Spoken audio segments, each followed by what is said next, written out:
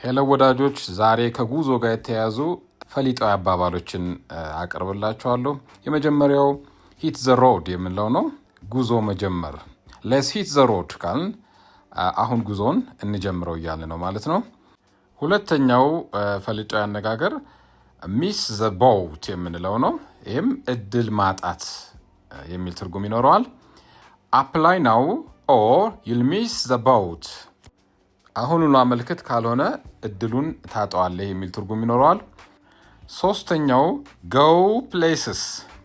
ይህ ማለት ስኬታማ መሆን ማለት ነው። ሺስ ታለንትድ and will go places። ተሰጥኦ አላት፣ ስለዚህ ስኬታማ ትሆናለች የሚል ትርጉም አለው።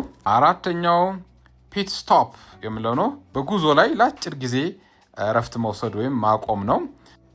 we made a pit stop for a coffee ልንል እንችላለን።